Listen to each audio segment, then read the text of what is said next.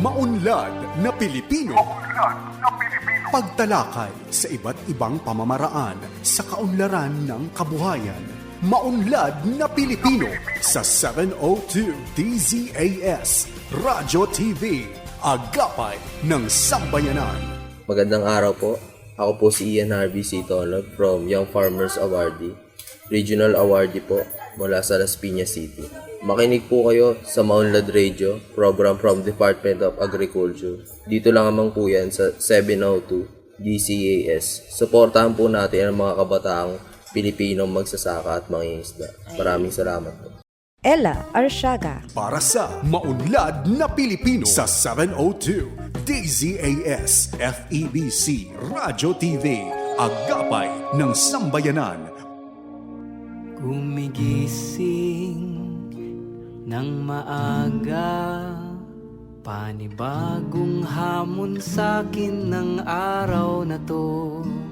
Magsusumikap at nangangarap para lamang sa inyo. Hello, magandang araw mga ka-agri. Ito po ang Maunlad na Pilipino kung saan hatid namin ang kaalaman, balita at talakayan tungkol sa agrikultura. Bago po ang lahat, tayo po ay manalangin. Aming Ama sa langit, sa iyo mga kamay, kami nagtitiwala. Alam naming hawak mo ang aming mga buhay at lahat ng nangyayari sa aming paligid. Bigyan mo po kami ng lakas at tapang upang magtiwala sa inyong mga plano kahit o lalo na sa gitna ng mga pagsubok. Salamat Lord sa inyong walang hanggang pag-ibig at gabay. Naway patuloy mo kaming ingatan at tulungan at kami po na magkaroon ng tiwala na sa lahat ng bagay, ikaw ang may kontrol. Sa iyo mga kamay, muli ang aming tiwala, ang aming papuri at pasasalamat, kasama na rin po para sa simula, kabuuan hanggang lapag ng programang ito, sa pangalan ni Jesus. Amen. At sa salita ng karunungan, sa bawat paghihirap, mayroong pag-asa. Magandang umaga po, ako po si Ella Arsiaga. Ngayon ba'y araw ng Sabado, ika-22 sa buwan ng Pebrero, taong 2025. Welcome po sa Season 7, Episode 8 ng Maunlad na Pilipino dito sa 702 DZAS FEBC Radio TV, Agapay ng Sambayanan. And sa mga kaka-tune in, or parang kumbaga, welcome po sa mga bagong dayo sa ating program. I-guide namin kayo kaunti, no? Along with the regular listeners ng ating programa. Accessible po tayo via online streaming na dzas.febc.ph. Gain din po sa pamamagitan ng Facebook page na 702 DZAS FEBC Radio TV. And of course, mga nakikinig po sa kanilang radyo sa talapitang 702 tayo sa AM band. At we would like to greet a few special people sa heart ng MNP, kung ito man ay may puso. Magandang umaga po kina Ma'am Helen Arellano na almost every episode, parang lahat ng episode ng MNP ay kasama natin. Magandang umaga po sa inyo. Gayon din po kay Sir Epifanio Salvador na merong, kumbaga, kung meron siyang checklist tuwing Sabado, kasama po doon ang mag-share ng kanyang pakikinig sa ating program. Maraming salamat po at magandang umaga. Gayon din po, mensahe mula kay Ma'am Leonida Tela Sacada Rubio. Blessed Saturday sa lahat ng maunlad na Pilipino. Yan, belated Happy Hearts Day po, Ma'am Ella Arsiaga at sa lahat. Magandang umaga mula kay Sir Ronald Young. Great is the Lord. Wonderful and victorious Saturday morning, everyone. At gayon din may pagbati si Ma'am Dulce Alicante. Mapagpalang umaga po Miss Ella at sa lahat na nakikinig. God bless po. At nakikinig mula sa Santa Rosa, Laguna. Good morning po and God bless. Mula kay Ma'am Loida Ibanez, Sacramento. Magandang umaga po. Also kay Nalita G. Peran, Josephine Reyes Uson, Leonida Tela Sacada Rubio, Chris, and Ave Alfaro Blas. Yun. So, sa mga greetings po natin, yesterday, belated happy birthday po kay Ka John Enriquez. At alam niyo po ba na yung Bureau of Animal Industry ay itinatagpo noong taong 1930 alinsunod sa Act number 3639. So, tungkulin po ng BAI na magsaliksik, mag-aral at mag-ulat tungkol sa sanhi ng mga mapanganib at nakahawang sakit, maging yung mga paraan ng pag-iwas at itaguyod po ang pag-unlad ng industriya ng mga hayop. Ugnay niyan. Inanyayahan po kayo mga kaagri ng Bureau of Animal Industry na makiisa sa pagdiriwang ng kanilang ika-95 year, 95th anniversary. Idadaos po nila ito mula Marso 3 hanggang 7. So, ika-3 ng Marso hanggang ika-7 ng Marso. Ang kanila pong selebrasyon ay magkakaroon ng, maraming pagsasanay at seminar na tiyak na magpapalawak ng inyong kaalaman sa paghahayupan. So, wag po nating palampasin ang pagkakataong ito. Mag-register na po. Meron po sila mga pinost na link na matatagpuan sa kanilang official Facebook page. I guess nung una limited yung slots. I think it still is limited. So, nung una po sinabi nila na yung unang 30 na mag-register po for each of the seminars that they are offering, makakadalo po yun ng face-to-face. So, yung mga 300 naman po na participants ay pwede naman daw lumahok online. So, sabi din po ng ating admin sa ating Facebook page for BAI, makakatanggap ng certificates ang lahat ng dadalo sa mga seminars na ito. At nagkaroon din sila ng abiso na meron ng additional slots para po sa mga libreng seminar na ito. So, dahil po dyan, nagdagdag sila ng nasa 200 slots. So, don't forget to register. Sana hindi pa pupuno yung ating mga inopen na slots para po sa ating mga seminar. So, dun po sa 100 participants na nabanggit po nila or parang mga previous po, 300 na daw. So anyway, it's moving sa mga number of people na pwedeng dumalo. So kindly stay tuned po or i-double check doon sa kanilang official Facebook page. So narito po yung listahan ng mga seminars na isasagawa po ng BAI. Once again, yung registration link, don't forget, meron po silang pinost for each of the topics na kabilang ang Let's Meet Up, yung meat karne, business opportunities in meat processing, kasama po dyan ang embutido, ang skinless longganisa, at bacon. Wow! Ganyan din po yung another version nito, yung business opportunities naman na kaugnayang siomai, fresh native sausage, at longganisang Pinoy. Meron din pong Goat Wisely. Yun, ang galing naman po ng mga titles nito, goat or yung kambing. Unlocking investment potential in goat racing. Ayun, meron din tayong nakalap na impormasyon. Ino-offer din po ng BAI ang libreng seminar sa sustainable native pig farming at enhancing productivity and profitability for Filipino farmers. So, meron din po, bakit daw po patok ang native na manok? So, maximizing the potential of native chicken farming. Ganyan din po para sa mga nais malaman ng tungkol sa General Provision of the Animal Welfare Act, meron din ito. Tungkol din po sa mga Animal Disease Monitoring Compliance Certificate and Certificate of Free Status. So, meron tayong mga gabay for local shipment, meron din po yan. Ganyan din po yung ating National African Swine Fever Prevention and Control Program. Ayan, para po sa may mga industriya, mga negosyo na ugnay po sa ating mga baboy. At dito po sa guidelines and the local shipment of animals, animal products, and byproducts, and online local shipping permit issuance system. Yan, para po sa mga hindi masyadong ika nga ay well-versed.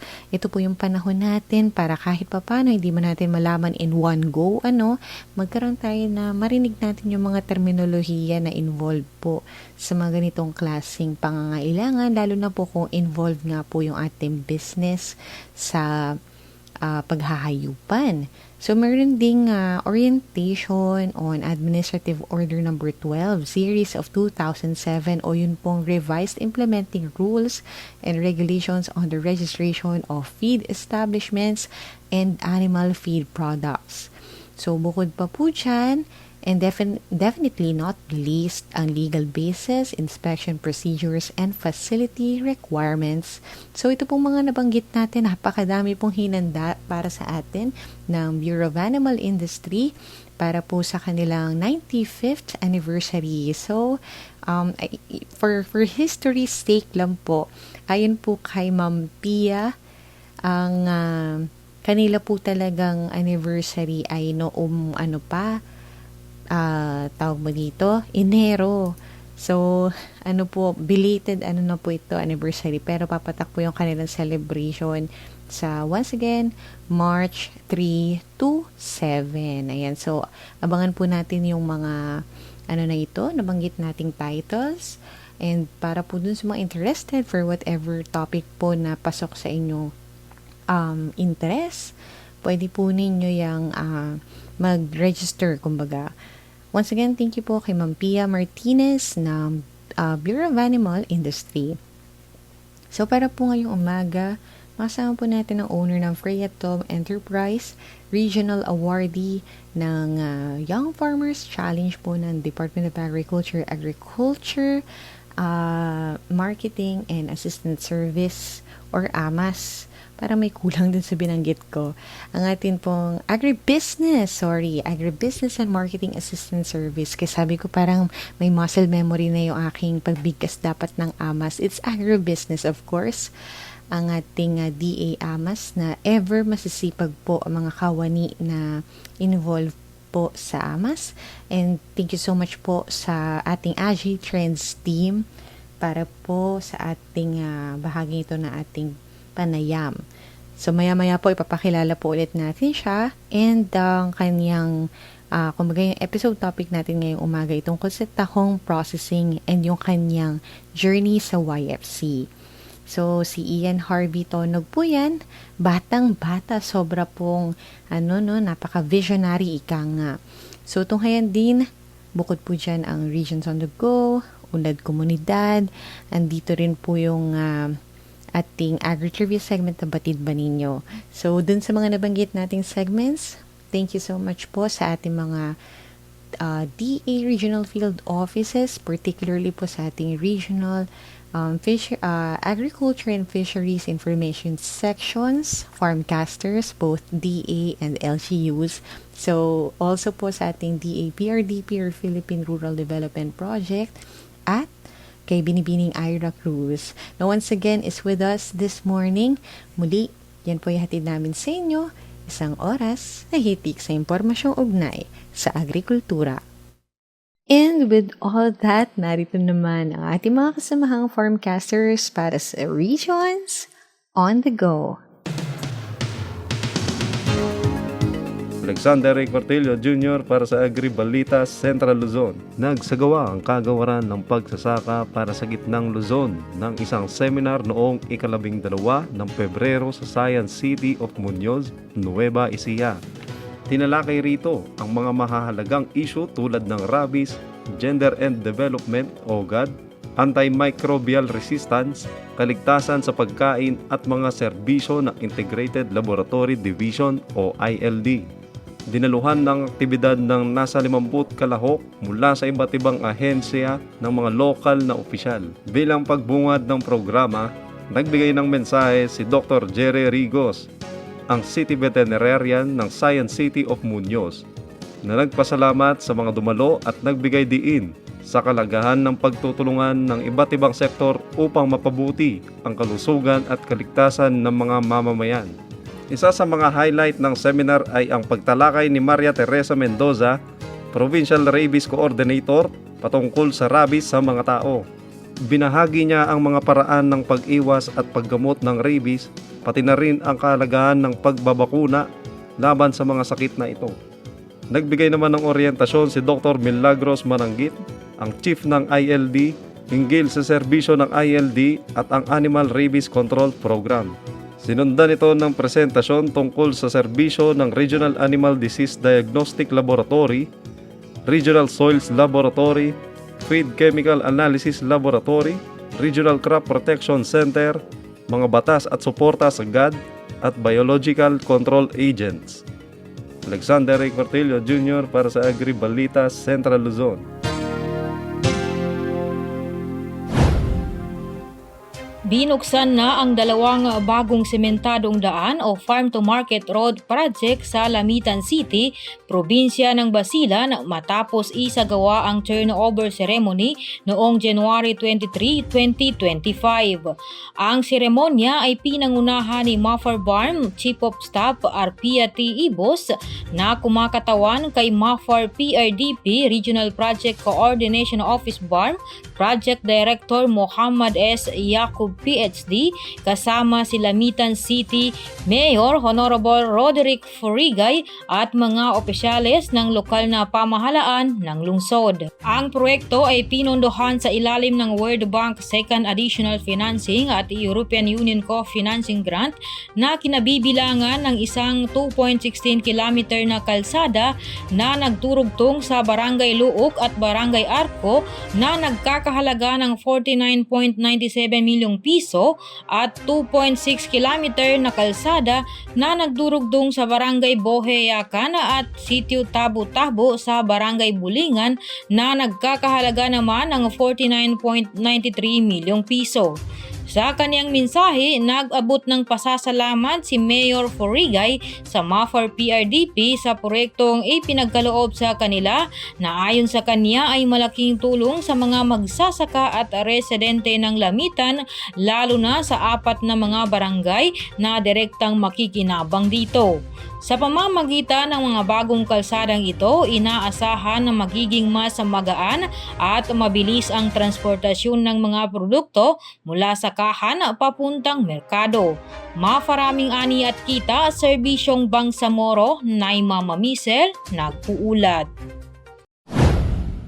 Maunlad na Pilipino sa 702 DZAS Radyo TV, Agapay ng Sambayanan. Muli maraming salamat po sa ating mga nagbigay ng update mula sa Central Luzon and Mafar Barm. Special thank you po kay Ma'am Ozan Ono Alas and kay na Ma'am Naima Mamisel. Thank you so much po. Maunlad na Pilipino. Pagtalakay sa iba't ibang pamamaraan sa kaunlaran ng kabuhayan. Maunlad na Pilipino sa 702 DZAS Radyo TV, Agapay ng Sambayanan. Sa edisyong ito ng ating Agricultural Radio Program na Maunlad na Pilipino, masaya po kami na makakasama po ulit natin ang ilan sa mga naging kalahok po natin sa tinatawag na programa po, proyekto po ng ating kagawaran, ang Young Farmers Challenge ng ating po tinatawag na Agribusiness and Marketing Assistance Service or AMAS. At syempre para po sa edisyong ito ng ating programa, Makakasama natin ang owner ng Freyatom Enterprise. Ito pong enterprise na ito ay regional awardee mula po sa Young Farmers Challenge ng ating DA Agribusiness and Marketing Assistance Service. Matatagpuan ito sa Pulang Lupa 1 sa Las Piñas City. Welcome sa Maunlad na Pilipino, Sir Ian Harvey Tonog. Okay lang po, ma'am. Magandang araw din po. ayan, maraming salamat po sa pagpapa-unlock and shoutout po sa ating mga kasamahan sa AFID and AMAS para sa koordinasyon ng ating panayam ngayong umaga. At dahil dyan, sir, nais nating ibahagi sa mga tagapakinig natin, pwede ba ipakilala po natin, nabanggitan natin yung pangalan ng ating enterprise, pero gusto nating mas makilala pa yung produkto o negosyo, ang inyo pong ginagawa dito, at saka ano po kaya yung mga karaniwang activities po ninyo with regards po sa ating negosyo. So magandang araw po. Ako nga po pala si Ian RBC Tonog, ang may-ari po ng Freyatom sa Young Farmers Challenge ni Senator Amy Marcos. So ang Freyatom nga po pala isang Ay isang family business kung saan ay nag-start po kami sa pagtitinda ng siomai, burger, at kung ano-ano pa po. So, kaya lang po namin napasok yung Young Farmers Challenge at pinasok po namin ang tahong dahil dati po ay nagtitinda at nasama po ako kumuha ng tahong sa tito ko. So, in-apply lang po namin siya yung tahong, in-apply lang po namin siya sa dati naming business na siomai at burger po. Siomai at burger, yun po. Ang inyo pong lokasyon ay dito sa Pulang Lupa, Las Piñas. So, kaya din po ba natin naisip na, na ito na lang din yung basehan natin ng product natin na dinevelop? So, kaya po ko po yung dinevelop kasi ayun po talaga yung pangunahing resources po dito. Kumbaga, yung pinagkakitaan po dito sa amin. Tahong isda, kumbaga, fish port po kasi kami, kumbaga, fish market. Kaya yun po yung napili ko. We are always proud po na yung mga kabataan natin ay nauugnay po sa ating sektor ng agrikultura kung saan may datos po tayo na tumatanda na daw po yung mga farmers natin. With that, sir, sa present time, karaniwan sa mga kabataan around your age, nasa cellphone. Pero sir, bakit ito yung napili niyong pagbuhusan ng pansin ng panahon po ninyo? So, bale, para sa akin, kaya po ito yung napagtuunan ko ng pansin. Kasi ayoko po kasi talaga magtrabaho eh.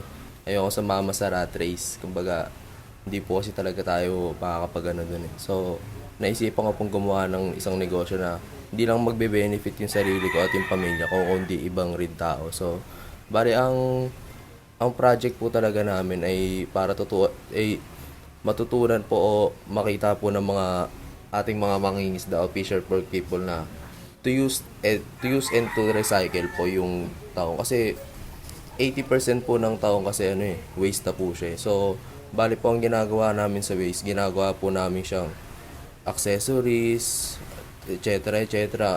Parol, meron din po kami mga parol, mga game bags, basta mga accessories po. Bali, ayun po yung ginagawa namin sa waste.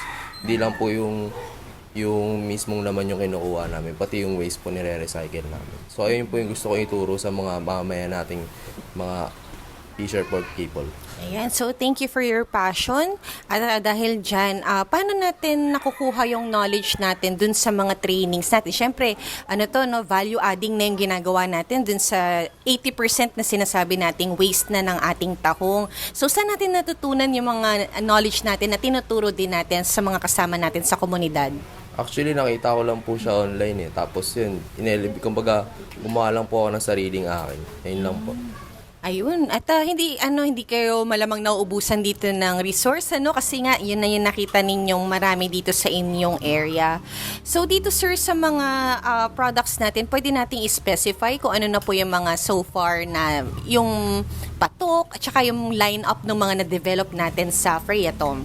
So parang yung bestseller po talaga namin yung pork siomai po. Kumbaga, pinasok lang po talaga namin yung tahong kasi ayun nga po talaga yung marami po dito sa amin. Pero ang bestseller po talaga namin yung pork siomai tsaka yung burger po. Ayun po talaga yung bestseller namin. Anong taon po ba kayo nag-umpisa? Tagal na po. Kumbaga 2013 pa po, ganun. Kumbaga nagtitinda na po kasi yung lola ko dati pa lang. Tapos yung mother ko din nagtitinda tsaka yung papa ko. So, matagal na po siya. Matagal na tayo sa ating negosyo. So, dito na natin nakikita na ikaw mismo parang tawag dito, parang palalaguin mo na tong negosyo na to. Ito na talaga yung parang career na napili mo for yourself. At dahil dyan, sir, meron ba tayong mga early on? But siguro kasi nasabi na natin na nag-start na tayo matagal na.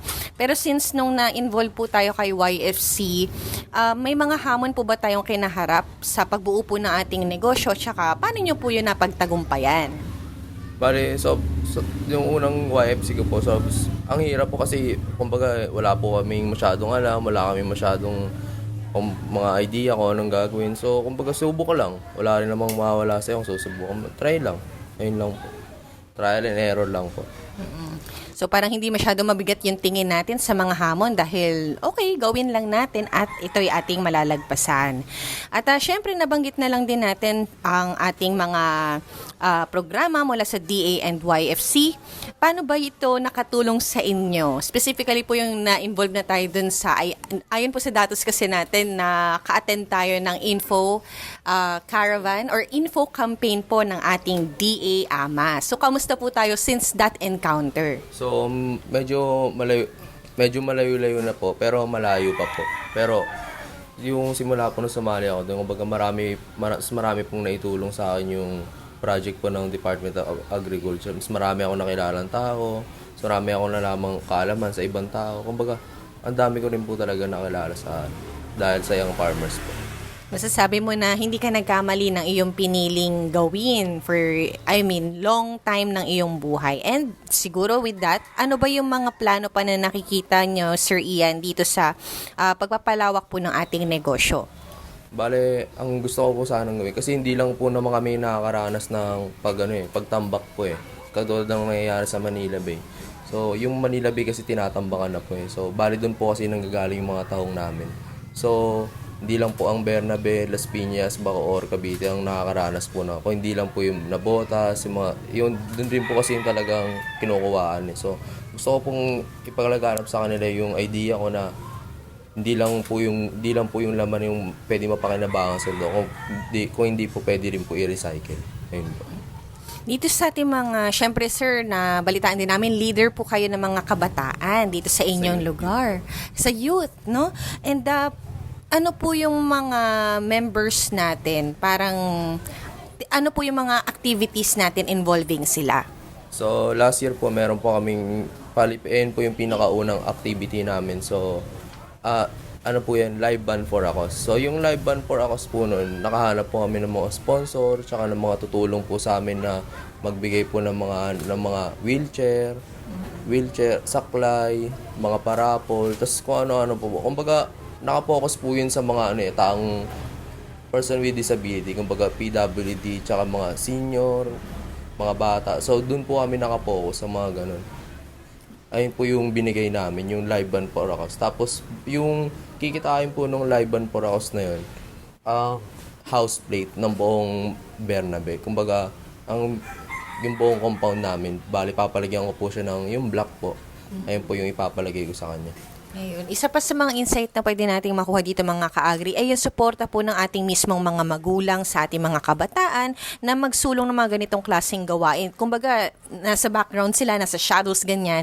At na-empower yung ating mga kabataan na maglunsad ng mga makabuluhang gawain para sa kanilang komunidad. Sir Ian, ano ba yung mensahe natin para sa mga kapwa nating kabataan na nais din sigurong magsimula kagaya ninyo ng kanilang negosyo sa agrikultura and sa ating pangisdaan? So, kung may mga pangarap kayo sa buhay, try nyo lang. Wala namang mawawala sa inyo. Kung nandiyan kayo sa comfort zone nyo, alis kayo dyan. Wala kayong mangyayari sa inyo dyan. Yun lang po, subok lang ng subok. Wala namang mawawala. Try and try lang po. Ayan, at ang ating panayam na nakasama po natin ang may-ari ng Freya Tom, si Sir Ian Harvey Tonog. Maraming salamat po. Hindi sila po isa sa mga nagkamit ng karangalan sa ating programa sa ilalim ng Department of Agriculture. AMAS, ating pong Young Farmers Challenge. So, makikita pa po natin ang mga updates sa kanila sa mga darating na panahon. Pero for now, maraming salamat po. Thank you po. Maraming salamat. At magbabalik po ang MNP makalipas ng ilang sandali. Uy! Nakain mo to, Junjun! Hala, ano yun? Halimaw ba yun? Tatakbo ba tayo, Junjun? Tatahulan ko ba? Ano gagawin natin? Chub-chub! Okay ka lang? Bunso, tandaan mo lagi. Para hindi ka makagat, maging maingat. Kapag natatakot si Chub-Chub, lumayo ka muna. Kausapin mo siya ng malambing. Chub-chub! At dalhin mo siya sa bahay niya. Uwi ka muna! Oo nga, sige. Hindi nakakatakot dito! Salamat, Junjun! Hindi na ako ganun kakabado. Pero uy, huwag ka muna alis ha. Maging maingat pag natatakot ang aso. Para iwas kagat at kalmot. Basta wais, iwas rabies. Problema ngayon sa sektor ng paghahayupan ang mababang kausayan sa AI. Kung magpapatuloy ito, malabo nang tumaas pa ang produksyon ng gatas sa bansa. Sana may makatulong sa akin para mabuntis naman itong kalabaw ko. Ha? Kapangyarihan ng AI! Saniban mo ako! Ah!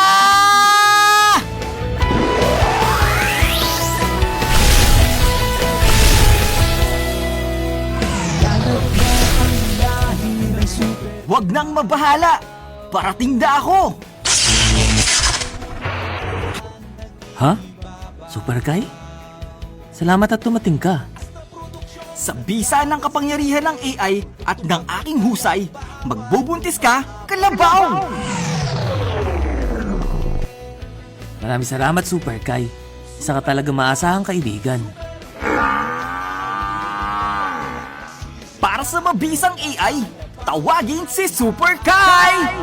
Mataas na uri ng kalabaw sa bagong Pilipinas. Super Kai!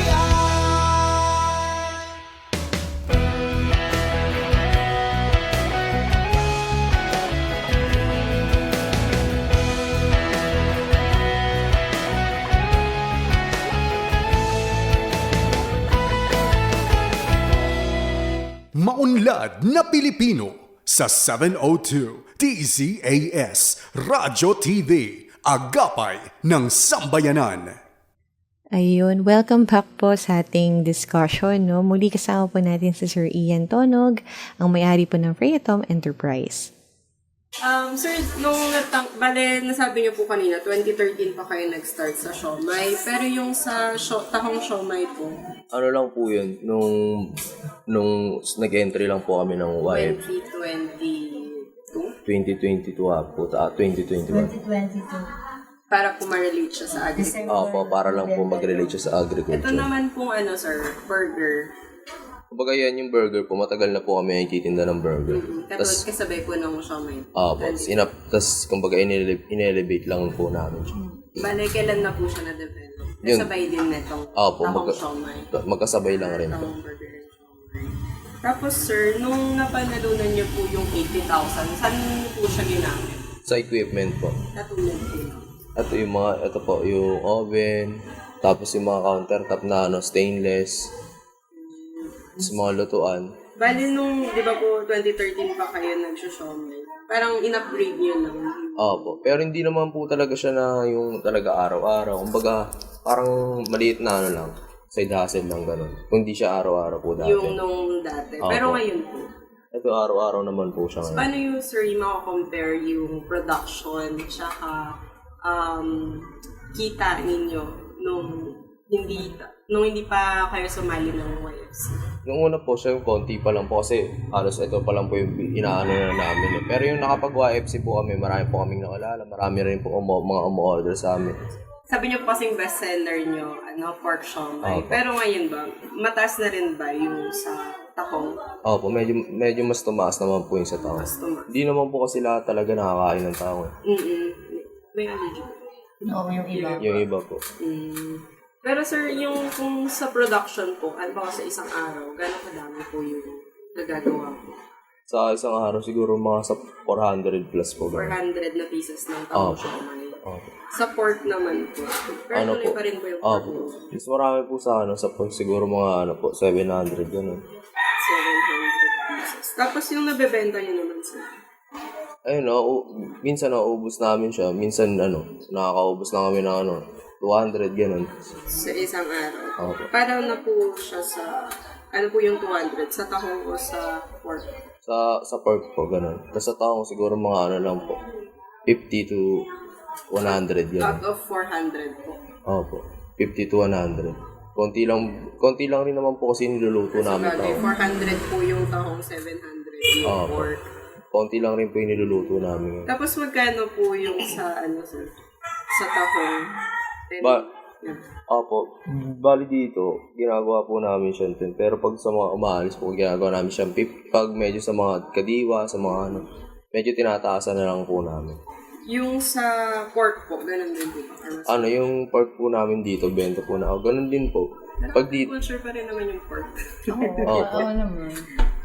Yung pork naman po, benta namin dito, 3.20 po. Pero pag nasa mga kadiwa po kami, 25 po. Meron din po kayo nung mga nakapak. Opo, meron po kami. Magkano naman po yung Ano po, meron po siyang, depende po sa pieces eh. Kasi minsan po maliit yung lagayan eh. Parang siyang sa sangyupsal po. Na kulay black na lagayan. Minsan po kasi maliit lang. Depende po sa size ng nabili po na lagayan. Bale, ay minimum po, yung range na lang. Yung meron pong 12, merong 8, ganun. 8 pieces to 12 pieces. Frozen po. Opo, frozen na po. Magkano naman po? Yung sa po namin, sa 12 pieces po namin, ang benta po namin dun, 120 po. Yun na yung pinaka-naman sa 12 pieces. Wala kayo yung pangmaramihan. Meron naman po kung depende po rin kasi sa order, kumbaga doon lang rin po kami pre-order. Ba umorder po sa inyo? So meron po kaming Facebook page tsaka meron din po kami sa number, pwede pong umorder. Ito pong free yan. Opo. Ngayon sir, ano po yung current na mga market niyo? Saan po kayo nagdadala? May regular buyers na po ba kayo? Opo, meron naman po kami mga regular buyers. Saan? Sa mga kadiwa, bari nisusupply po kami sa mga kadiwa, nagtitinda po kami dun. Tapos meron din po nakakuha sa amin sa mga restaurant po. Minsan, opo. Ano po ang manggitin yung pangalan naman? Ano lang po siya, parang karinderya lang po siya. Opo. Pero ano po yun, na-discover nila kayo sa Facebook? Hindi po, parang kakilala lang po. Nagtitinda lang rin po sila, nakakuha lang po. Mga groceries po ba? Wala pa? Wala po. Nakamela na sir na soon yung next nila. Bale, sir, yung naitulong po sa inyo ng AMAS, ng DH, ni Senator Marcos, yung dito, bukod po sa market linkage, ano pa po, sir? Tsaka dun sa grant, may iba pa po ba silang naitulong na assistance po sa inyo? Para ma-improve pa po itong enterprise. Bala yun lang po. Yung sa grant po, tsaka sa AMAS po. May market linkage po yan? Opo. May pa-training din po ba? Ay, wala pa po. Wala. Yun na yung hinihintay nila naman.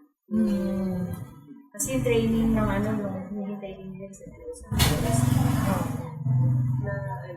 nakaraan, sila yung food, yung shelf life. Ngayon, ang tutulong sa kanila yung sa drying. Yun, bale yun po yung saka yung label. iaano po sana namin, yung sa drying po. Parang dried taong po. Drying po. Yung taong po. Drying. Oo, ituturo sa kanila. Binabaan din sila na equipment na portasoy. From DOST. Yes, so hindi daw namin pwedeng buksan hanggang wala yung training. Bali yung sa DOST po, meron din silang programa na sumali din po kayo doon. Ano pa lang po, yung magte-training pa lang po yun. Pero may program naman po sila na parang, tuturuan lang po sa shelf life. Yun lang po, yun pa lang po na program na. Bukod po sa DH at DOST, may iba pa po bang government agencies na nag-a-assist din po sa inyo? Bilyar po, tropang bilyar. Bilyar Foundation. Ano naman po doon? Bali, ako po yung nanalo ng sa Poverty Challenge. Poverty Challenge? Ano po yun? Nanalo po sila. Ano po yun, sir? Ano po ginawa ninyo? Yung poverty, yung recycle. Yes, recycle po siya. Yung nabanggit niyo po kanina. Opo. Paano pong accessories, sir, yung ibigay sa Candle holder, tapos lagayan po ng salamin, yung shelf. parol. Opo. Bale, ito po yun. Solo lang po kayo, may mga... Bale, 3 po. So, di ba 3 po kami dito taong enterprise. Bali, ako po yung president ng youth namin, tsaka ng Pero pangalan nun, sir, nung youth organization? Bernabe Youth Entrepreneur. Naka-register na sila sa National Youth. So far po, ilan na po yung members, sir? Nasa na po kami, 30 plus, gano'n. 30 plus, dito lang din po. Dito lang po. Walang lupa lang po. Sir, may mga projects din po ba kayo as youth leader na may encourage din yung mga kabataan dito na mag-agriculture? Bali, yung unang project pa lang po namin, yun po, yung live band for Acos pa lang. So, ngayon, sunod na project namin, Bernabe Youth na basketball po, tapos kami ng mga agriculture po. Sir, natanong po kanina ni Ella kung ano mensahe niya sa mga kabataan. Pero parang i-acknowledge din natin na yung support ng parents mo para maging successful kayo. So may mensahe din po ba kayo sa parents ng ibang kabataan na paano ba nila dapat supportahan yung anak nila para maging kasing successful niyo din po? So, para sa akin, sa mga magulang naman, yung mga magulang niyo naman talaga kahit anong naman talagang gawin niyo, minsan talaga magagalit sila sa inyo. Kumbaga gusto lang rin nila yung mas tama para sa inyo. Kung may sinasabi sa inyo yung mga magulang niyo, gawin niyo na lang rin, sundin niyo na lang rin. Malay niyo, andun yung success niyo. So, ginaid po kayo ni Ma'am sa dito sa Enterprise. Paano po, sir? So, bale, yung mother ko po at yung father ko po talaga yung puro dulo talaga ng lahat. Kasi yung father ko po kasi seaman po kasi yung papa ko. Chef po siya. Siya po yung nagturo sa akin magluto. Habang wala po yung papa ko, yung mama ko po yung nandito. Ako po yung siya po yung nagluluto, tapos natulog po ako sa kanya. Buka sa kanila ko lang rin po nakuha. Yung passion niya sa pagluluto, tapos ito na may addition. Okay na siguro. Salamat kami kasi pinalalo siya. Dati wala nga kami sasakyan. Dalawa na yung sasakyan namin.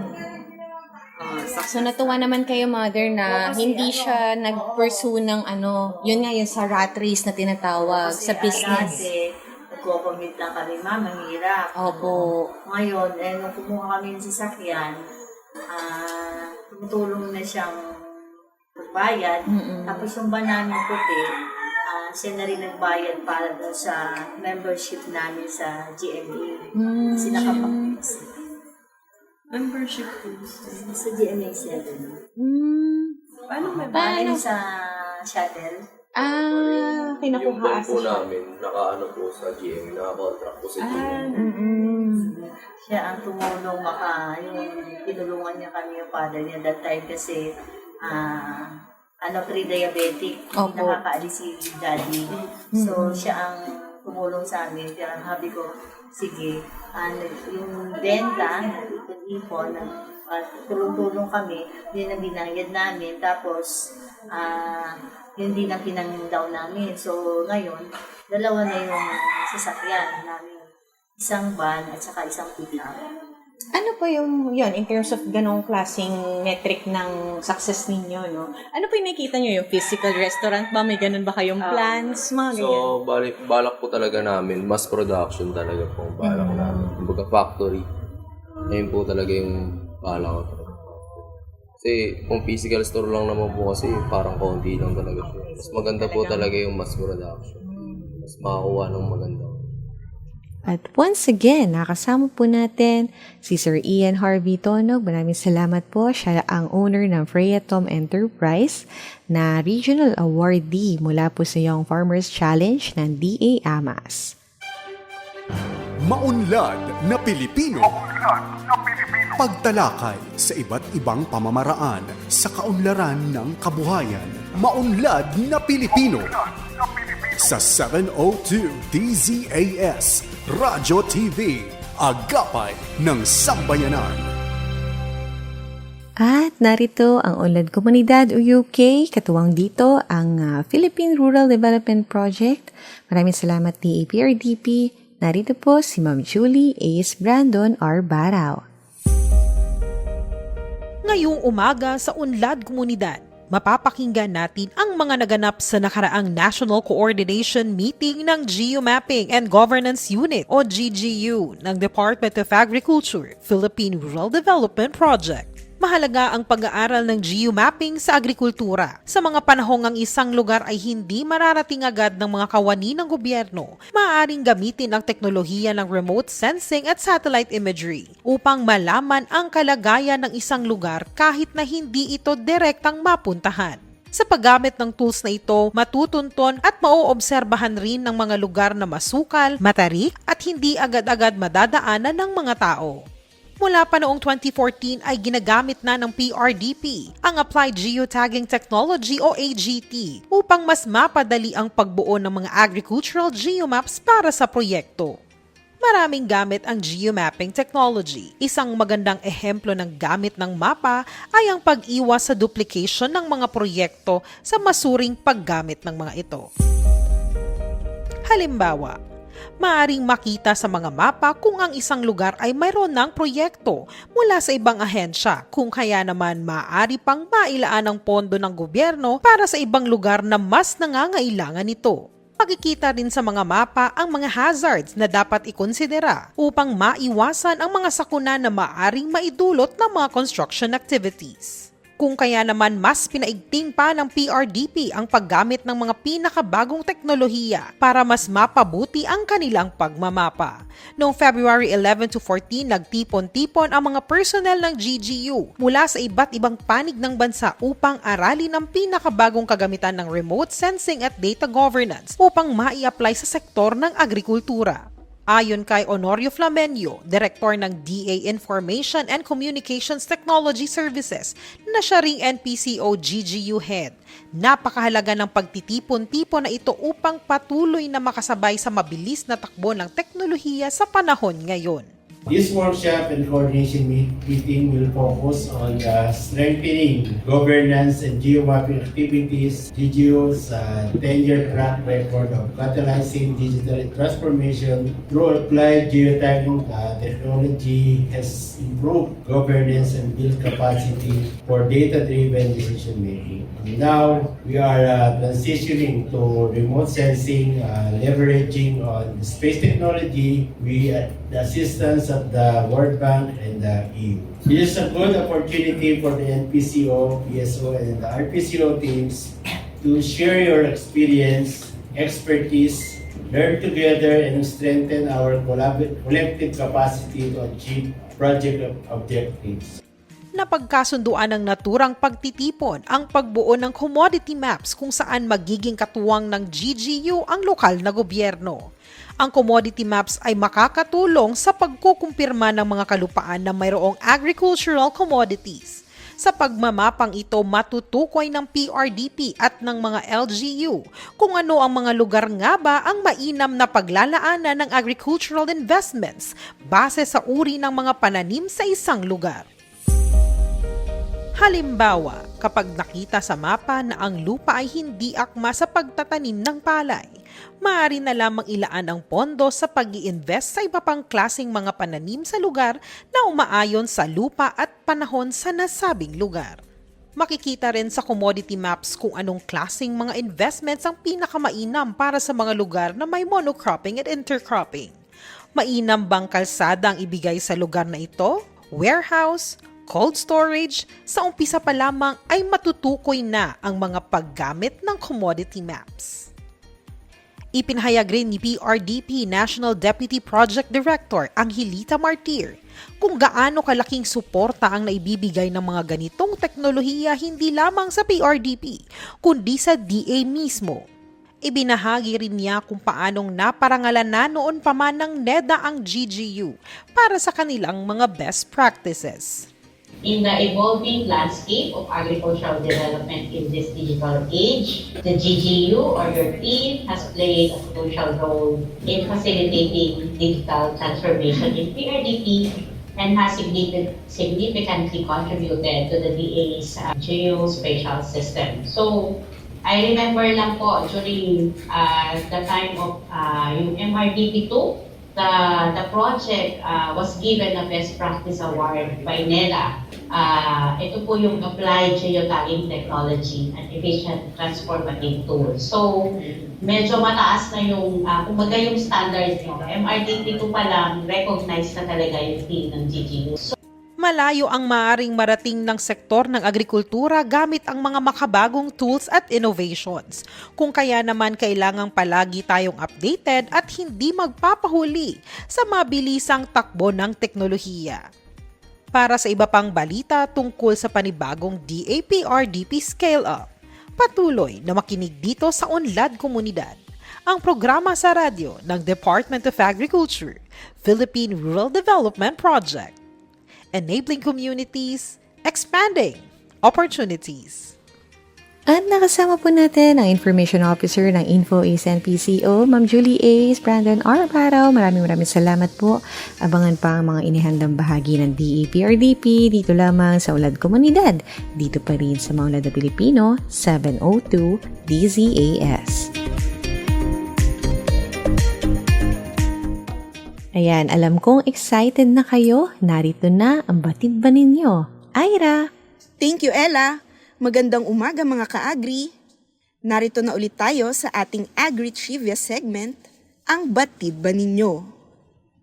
At dahil National Arts Month ngayong Pebrero, batid ba ninyo na may isang katutubong sayaw sa Pilipinas na nagpapakita ng mahalagang bahagi ng pagpoproseso ng palay? Ito ay ang pagtatahip dance, isang Philippine folk dance kung saan tampok ang pagpoproseso ng pagtatahip ng bigas o ang paghihiwalay ng butil ng palay mula sa ipa gamit ang bilao.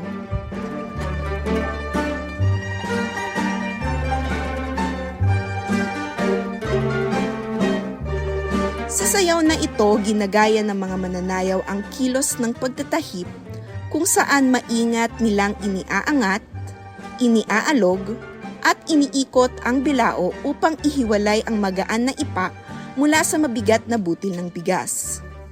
Ang galaw na ito ay nagpapakita ng tiyaga at kasanayan ng mga Pilipinong magsasaka sa pagpoproseso ng kanilang ani.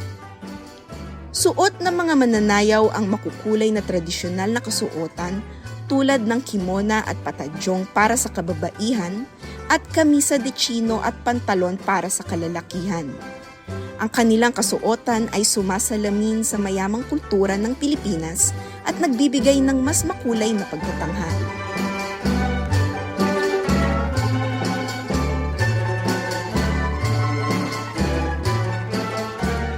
Higit pa sa isang sayaw, ang pagtatahip dance ay isang mahalagang pagunita sa kahalagahan ng bigas sa ating pang-araw-araw na buhay. Ito ay isang simbolo ng buhay, kasaganahan, at pagkakaisa sa bawat Pilipino. O ayan, ngayon alam nyo na ang bigas ay hindi lamang pangunahing pagkain, bagkus ito ay sumasalamin din sa mayamang kasaysayan at kultura ng ating bansa na naipamamala sa pamamagitan ng sayaw na isa sa mga anyo ng sining. Muli, Happy National Arts Month mga ka-agri! At ito ang ating Agri Trivia segment, ang batid ba ninyo? Ito po si Ira Cruz.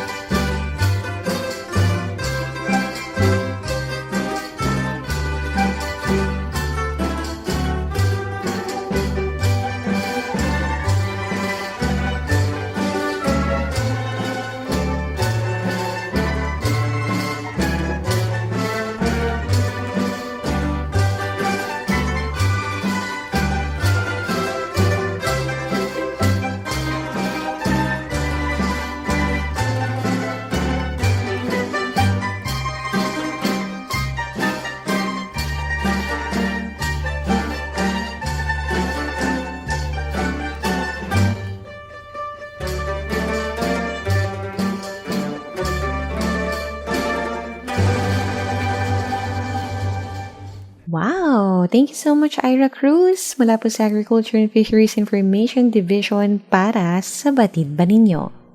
Once again, nagpapasalamat po kami sa opportunity na kayo po'y mapaglingkuran sa pamamagitan ng MNP. Ang Maunlad na Pilipino ay programang pangradyo atid sa inyo ng DA-AFID.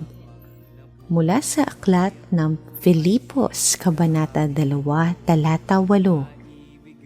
Nagpakumbaba siya at naging masunurin hanggang kamatayan, maging ito man ay kamatayan sa krus. Mula po sa Department of Agriculture, inyo pong napakinggan ang edisyong ito ng Maunlad na Pilipino dito sa 702 DZAS sa BBC Radio TV, Agapay ng Sambayanan, na may himpilan sa Ortigas Center, Pasig City, at kasapi po sa kapisanan ng mga broadcaster ng Pilipinas.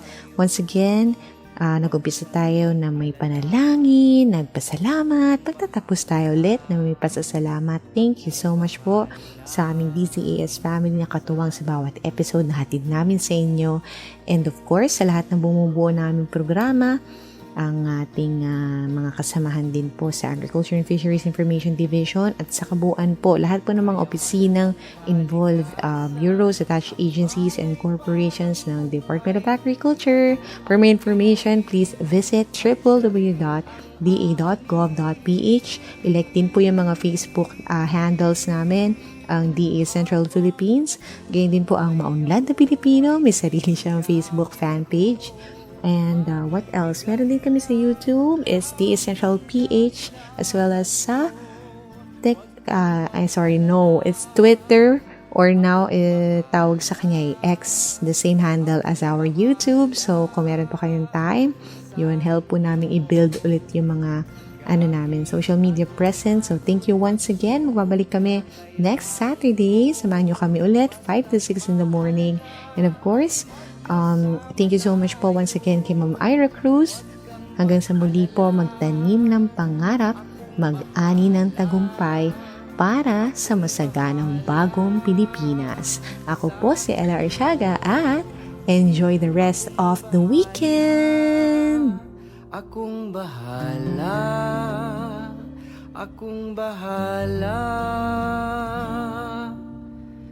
sa inyo. Maunlad na Pilipino sa 702 DZAS Radyo TV, agapay ng sambayanan.